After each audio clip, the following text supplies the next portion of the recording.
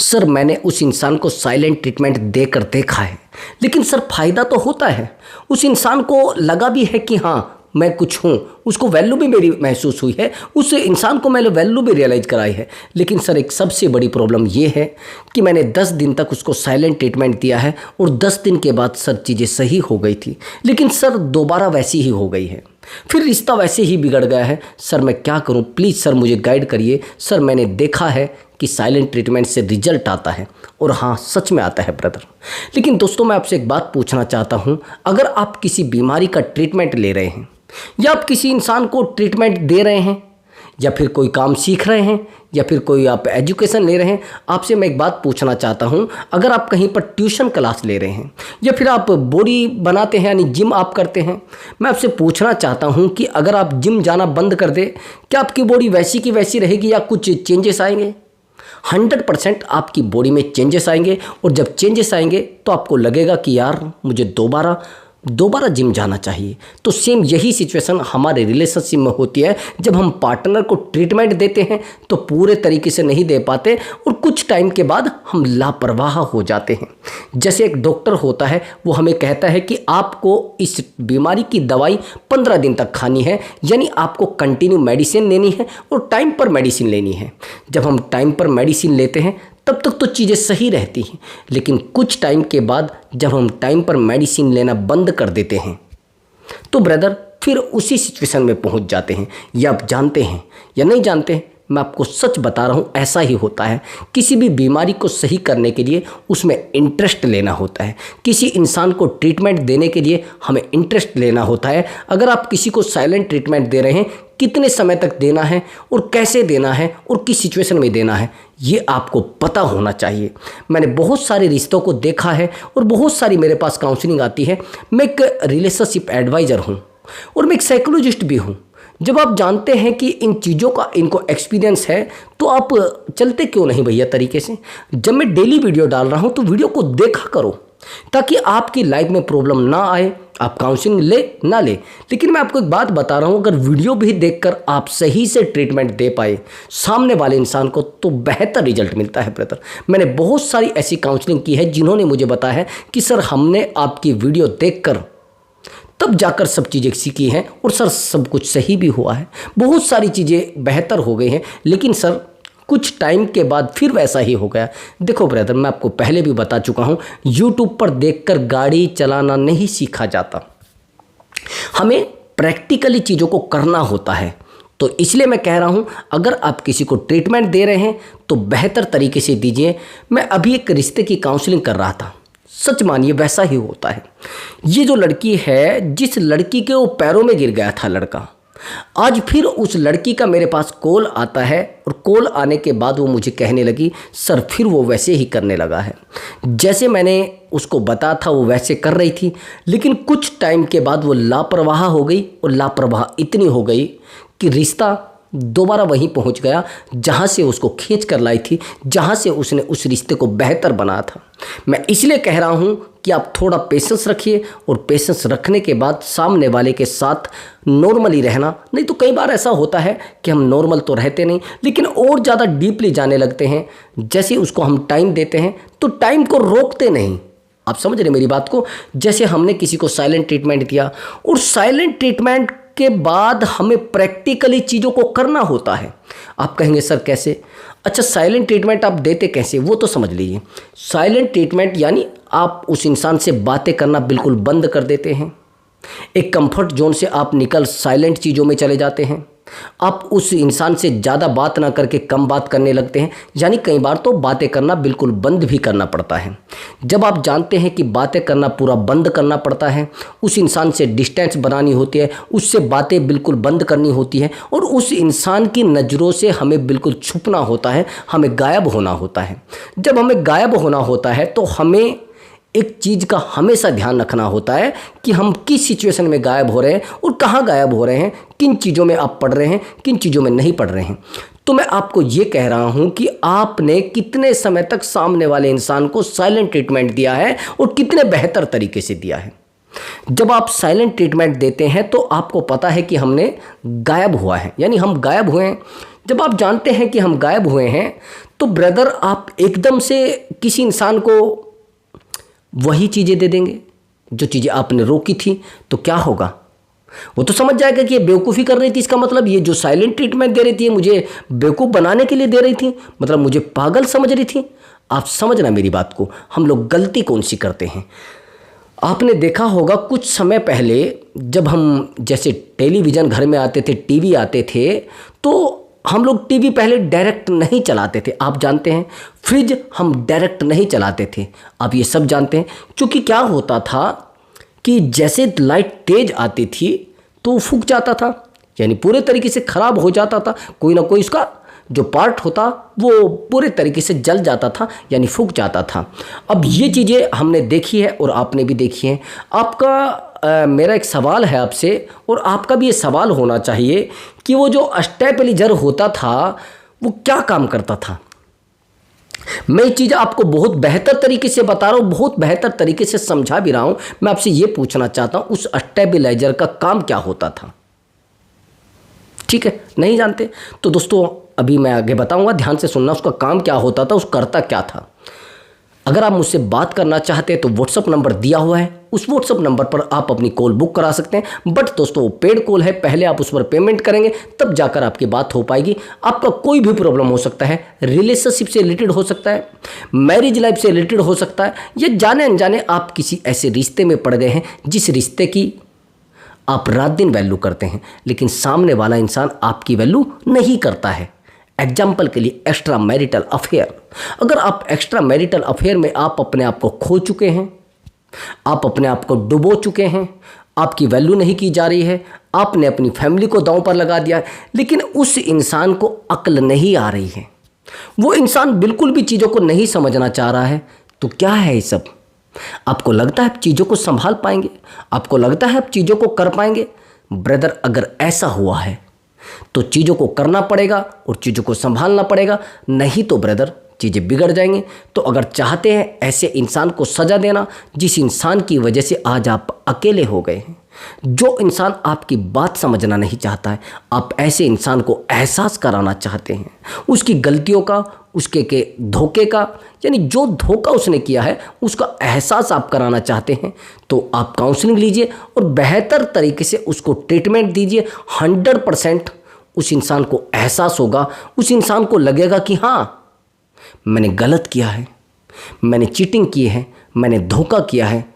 समझ रहा मेरी बात को। और हाँ दोस्तों अब वीडियो पर चलते हैं और मैं आपको बताता हूँ क्या कैसे है और कौन है, बस ध्यान से सुनना। हाँ तो मैं किस टॉपिक पे था कि स्टेबलाइजर का काम क्या होता था। देखो ब्रदर उसका काम होता है लाइट को स्टेबल करना, समझ गए। अगर बहुत तेज आ गई है तो वहाँ पर नॉर्मल भेजना आ गई। तो यही सेम कंडीशन होती है हमारे रिश्तों में।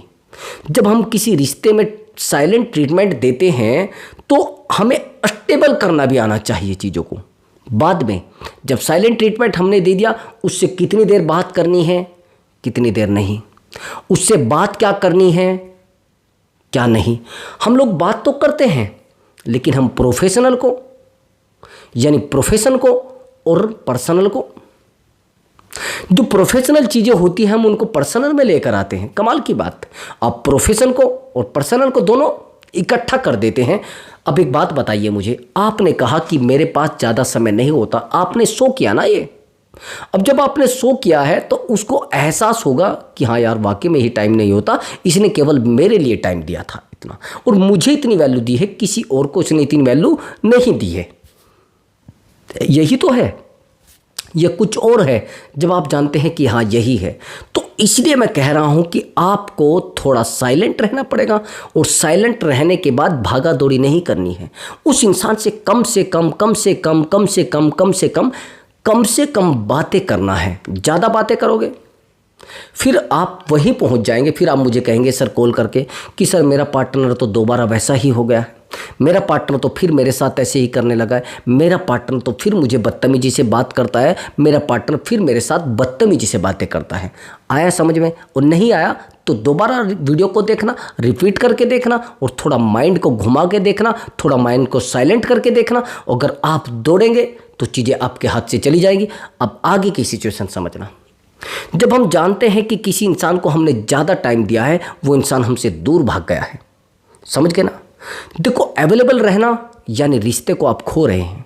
किसी भी बेहतर पद पे आप हैं, किसी भी बेहतर कंट्री में या कहीं भी आप रहते हैं, लेकिन मैं आपसे एक बात पूछना चाहता हूं, आप प्रोफेशन को और पर्सनल को इकट्ठा क्यों करते हैं? आप किसी से प्यार करते हैं, उसको कितना टाइम देना है, कितना नहीं देना है, आप सब चीज़ों को छोड़कर उस इंसान को टाइम देने लगते हैं। फिर उस इंसान को आपके बारे में पता लग जाता है ये इतना वैल्यूबल पर्सन नहीं है जितना मैं इसको समझ रही थी।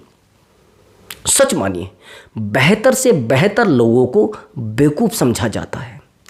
बेहतर से बेहतर लोग रोने लगते हैं इश्क में, बेहतर से बेहतर लोग प्रेम में पागल हो जाते हैं और अपने आप को इतने बुरे तरीके से तोड़ देते हैं, इतने बुरे तरीके से तोड़ देते हैं, बड़ी हैरानी आपको हो जाएगी।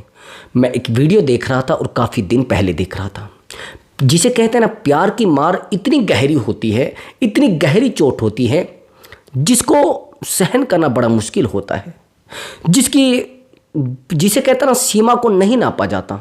मैं सच बता रहा हूँ, अगर आपके साथ ऐसा हो रहा है तो संभल जाइए।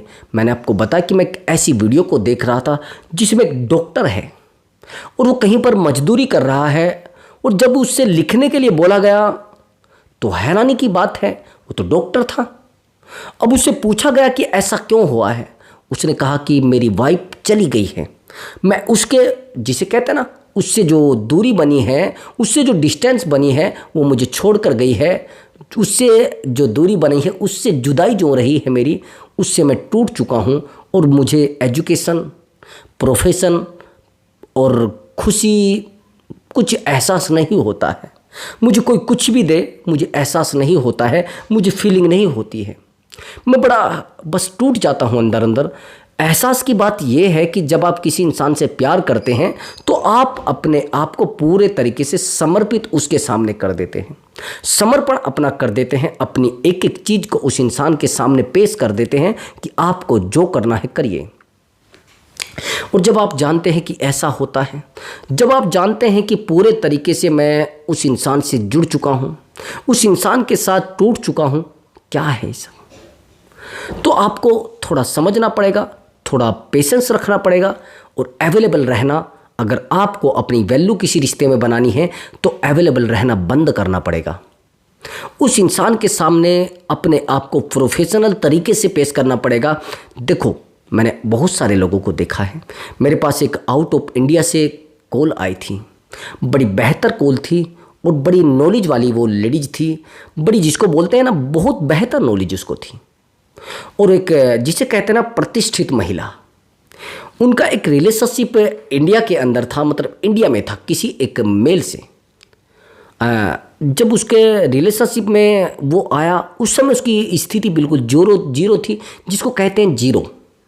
इसने बड़ी हेल्प उसकी की, बड़ी बेहतर तरीके से हेल्प की और चीज़ें बहुत बेहतर हो गई। बहुत हेल्प करने के बाद इस बंदे की जो लेवल है वो बढ़ता चला गया, बहुत बेहतर हो गया। लेकिन कमाल की बात, ये महिला इस बंदे के लिए हमेशा अवेलेबल रहती थी, हमेशा ये जब भी इसके पास कॉल आती थी तुरंत उठा लेती थी। इसने कहा कि सर कभी इग्नोर नहीं हुआ कॉल, लेकिन सर ये जिसे कहते हैं मुझसे 0% बंदा, ये मेरा हमेशा कॉल इग्नोर करता था।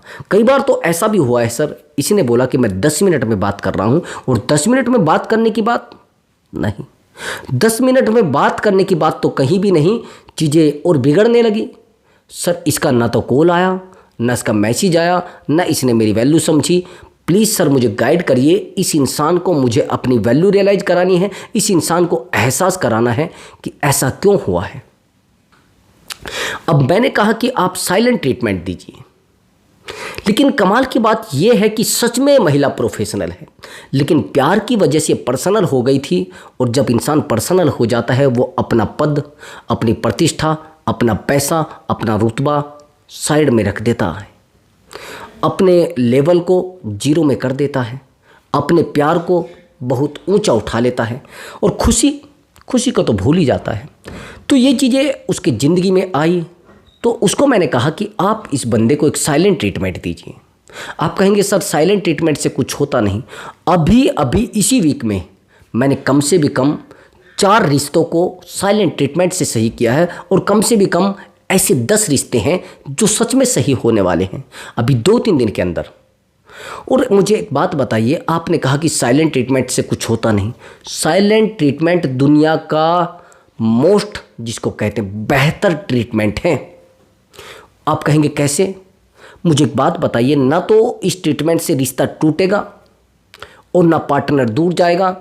बिल्कुल रिश्ता तो टूटने का मतलब ही नहीं है, रिश्ता और बेहतर हो जाएगा।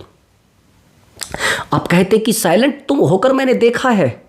मैं मानता हूं कि आपने साइलेंट होकर देखा है, लेकिन साइलेंट हुआ कैसे जाता है ये तो नहीं पता ना भैया। आप कुछ भी देखकर, कैसे भी देखकर आप कुछ करने लग जाए, क्या बेहतर कर पाएंगे?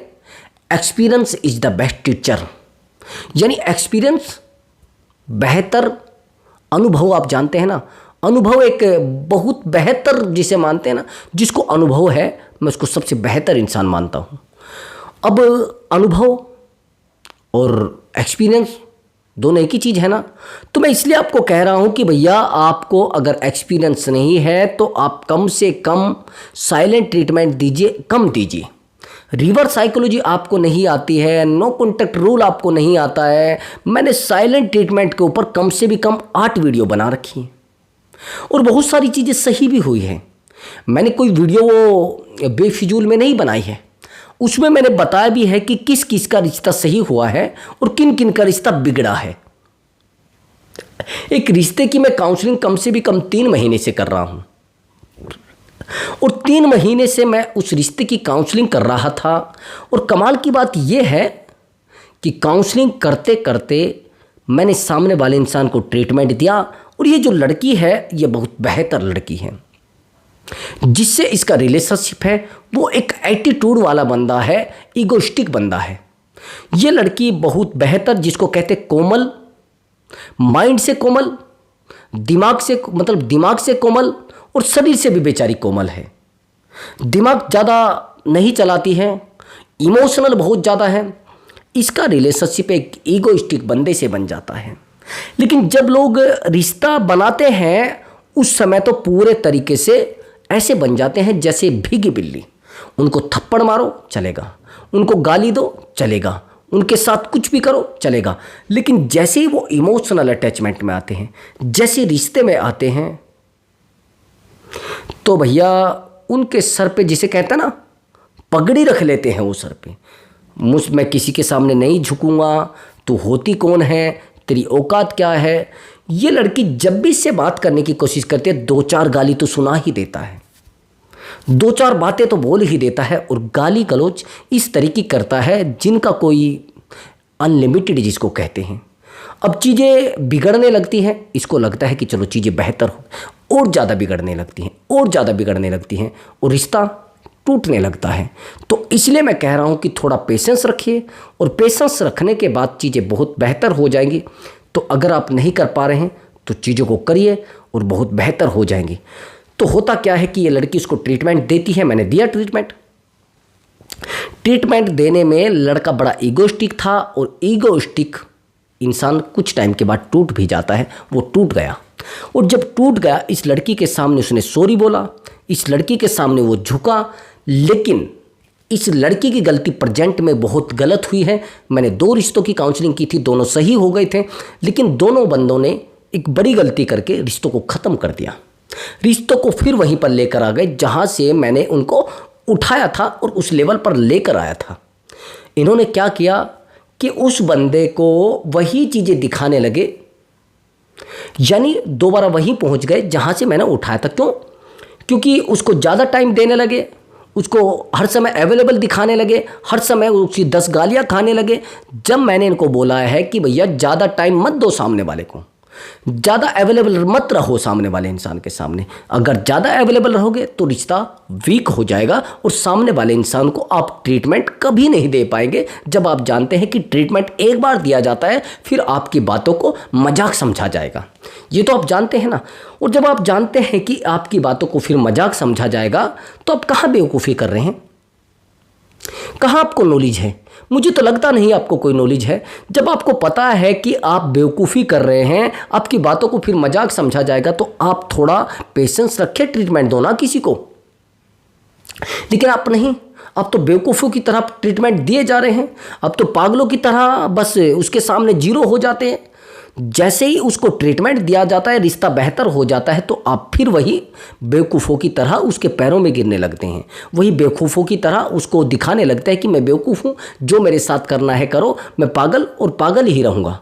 आप जानते हैं ऐसा ही होता है या कुछ और होता है? यही गलती आप करते करते करते करते अपनी ज़िंदगी को पूरे तरीके से तबाह कर लेते हैं और आप जिसे कहते हैं ना डिप्रेशन का शिकार होने लगते हैं। तो मैं आपको जो बेहतर ट्रीटमेंट दे रहा हूँ उस ट्रीटमेंट को फॉलो करना शुरू कर देना। देखो, अगर आप नो कॉन्टैक्ट टूल यूज नहीं कर सकते, यानी रिश्ते में स्पेस नहीं दे सकते, ठीक है, नहीं आता आपको करना।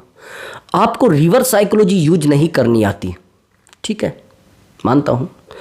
आपको कोई भी साइकोलॉजी नहीं आती, मैं तो ये मानता हूँ। आपको कोई भी रामबाण तरीका नहीं आता, मैं मानता हूँ। लेकिन मैं आपसे ये पूछना चाहता हूँ, डार्क साइकोलॉजी नहीं आती, वो भी मानते हैं, चलो। अगर आपको कोई भी साइकोलॉजी नहीं आती तो आप साइलेंट ट्रीटमेंट बेहतर तरीके से देना तो जानते होंगे ना, ये नहीं जानते हैं तो वीडियो देख लेना। बहुत सारी वीडियो मेरी चैनल पर पड़ी है। मैं ज़्यादा समय आपका नहीं लूँगा कि मैं अलग बातें कुछ बताऊँ तो बेहतर होगा, नॉलेज दूसरी मिले तो ज़्यादा बेहतर है। जब वीडियो नहीं है तो नई चीज़ें आपको मिले। देखो, हम उस इंसान को ज़्यादा समय देकर अपने आप को बेवकूफ़ बना रहे हैं। वो इंसान हमें कुछ टाइम के बाद बेवकूफ़ समझने लगेगा। यहाँ तो आपको चीज़ें बड़ी बेहतर लग रही हैं, लेकिन कुछ टाइम के बाद आपकी बेहतर चीज़ें भी वीक होनी शुरू हो जाएंगी, आप बेवकूफ़ी में चले जाएंगे। आपने कहा सर कैसे? देखो, आपने सामने वाले इंसान से प्यार किया है, लेकिन प्यार में आप इतने डूब जाते हैं कि सामने वाले की आपको कमी नज़र नहीं आती है, सामने वाले की बेवकूफ़ी नज़र नहीं आती है। वो गाली देता है, आप गाली खाते रहते हैं। देखो, इमोशनली स्ट्रोंग बनना यानी रिश्ता बेहतर हो जाएगा। आपको सबसे पहले तो एक काम पर फोकस करना पड़ेगा, इमोशनली स्ट्रोंग बनना। आए समझ में? आप कहेंगे सर इमोशनली स्ट्रोंग कैसे? उस इंसान के सामने रोना, उस इंसान के सामने गिड़गिड़ाना, उस इंसान के सामने अपने वीक पॉइंट मत बताना। हम लोग क्या करते हैं, हम वीक पॉइंट बताना शुरू कर देते हैं, यानी जो कमज़ोर पॉइंट होते हैं वो उस इंसान को बार बार बताने की कोशिश करते हैं कि ये देखो मैं इस वजह से वीक हूँ, यहाँ से वीक हूँ, मेरे फादर गाली देते हैं, मेरे ब्रदर गाली देते हैं, मेरे घर वाले मुझसे बात नहीं करते हैं। पता नहीं सर, बस आप बेवकूफ़ों की तरह बातें करने लगते हैं, बेवकूफ़ों की तरह गालियाँ खाने लगते हैं। क्या है ये सब? आपको लगता है कि आप रिश्ते को संभाल पाएंगे इस तरीके से? नहीं संभाल पाएंगे। आप रिश्ते को बिल्कुल नहीं संभाल पाएंगे, और संभालना चाहते हैं तो अपने आप को थोड़ा छुपा कर रखिए। आप कहेंगे सर कैसे? देखो, हम किसी भी रिश्ते में सस्पेंस नहीं डाल पाते। अभी ध्यान से सुनना। आपने कोई मूवी देखी होगी, मूवी हमारी लाइफ होती है। जो मूवी बनाई जाती है वो किसी भी लाइफ पर बनाई जाती है, किसी भी महान व्यक्ति की या फिर किसी बेहतर इंसान की लाइफ पर। उस मूवी में अगर शुरुआत में ये दिखा दिया गया कि ऐसे ऐसे होना है, लास्ट में ये हीरो है, ये जो जिसे कहते हैं ना कि ये जो बहुत गिरा हुआ बंदा है, जो भी है इसको मारे गए, ये हीरो है, ये पिटेगा भी, ये हीरोइन है, ये इसके साथ चली भी जाएगी। तो क्या है फिर? आपको लगता है कोई मूवी को देखेगा? देखा क्या? जो जिसे कहते हैं ना गुंडा, उस तरीके के लोग अगर पता लग जाए कि मूवी में ये सब मरने वाले हैं, ये ऐसा ऐसा होने वाला है, आपको लगता है कि लोग मूवी को देखेंगे? जब उन चीज़ों का पहले ही पता लग गया है तो लोग आपके रिश्ते में भी नहीं रुकेंगे। आया समझ में? तो चीज़ों में सस्पेंस बनाकर रखिए। जब आप सस्पेंस रिश्ते में बनाकर रखेंगे तो रिश्ता सच में प्यार देगा, सच में खुशी देगा। अगर सस्पेंस नहीं बना पाए तो रिश्ता आपके हाथ से सेकंडों में टूट जाएगा और आपको सेकंडों में सामने वाला इंसान छोड़कर चला जाएगा। आप लोग क्या करते हैं, उसके सामने एक किताब होती है, उसको खोल कर रख देते हैं, ये मेरी ज़िंदगी है, 2-4 थप्पड़ मुझे मारो, 2-4 गालियाँ मुझे दो। बहस करना तो बहुत दूर की बात है, जो आपको गाली मुझे देनी है, जो बातें आपको करनी है, गाली देकर करो। यानी मैं इतना वीक हूँ, मेरे पास ये नहीं है, मेरे पास वो नहीं है, मेरी एजुकेशन सही नहीं है, मेरे फादर सही नहीं है, मेरी सिस्टर ऐसी है, मेरा ब्रदर ऐसा है, बस हो गया काम। मेरे पास एक कॉल आती थी जिसमें वो लड़की बताती कि मैं पहले उसने अपने बॉयफ्रेंड को बताया, अगर आप मेरे साथ रहोगे और मुझे कुछ कहोगे, मेरा जो भाई है वो बहुत बड़े पद पर है। अब उसने सोचा पता नहीं क्या होगा। कुछ टाइम के बाद बातें खुलती हैं और खुलती खुलती पता लगता है कि वो तो ड्रिंक करता है रात दिन, वो तो बेवकूफ़ों की तरह पड़ा रहता है ड्रिंक करके। अब उस समय तो उसने बताया कि भैया खोदा पहाड़ निकली चूहियां, तो यही तो होता है। अब वो लड़का उस लड़की की वैल्यू एक रत्ती भर भी नहीं करता है, उस लड़की को किसी जिसे कहते हैं ना एक रत्ती बराबर भी वैल्यू नहीं देता है। क्यों? क्योंकि उसने बताया कि मेरा तो ये लेवल है, मैं उस लेवल में रहती हूँ, मैं उस लेवल में। क्या है ये, कुछ वीडियो आ रही है कि मैं तो इस होटल में बैठी हूँ, कि जिस होटल में तुम बैठे हो उसके होटल के सामने मैं खड़ा हूँ। क्या है सब? जिस रेस्टोरेंट में तुम पिज्ज़ा खा रहे हो उस रेस्टोरेंट के सामने मैं खड़ा हूँ। यानी अगर आपने रिश्तों को झूठी बातों से बनाया है और झूठी नींव पर उसको बड़ा किया है, यानी फाउंडेशन आपने बस जिसे कहते हैं ना चलती चीज़ें करी हैं, तो चीज़ें आपके हाथ से छूट जाएंगी, रिश्ता आपके हाथ से चला जाएगा। आप चाहे कितने समझदार हो, रिश्ता आपके हाथ से ऑटोमेटिक छूट जाएगा। आया समझ में? और हाँ दोस्तों, अगर आप मुझसे बात करना चाहते हैं और हाँ बेहतर अब की बार मैं एडवाइस दूंगा और बेहतर गाइडेंस दूंगा और अब की बार बेहतर वीडियो भी लेकर आऊँगा दोस्तों। नमस्कार दोस्तों।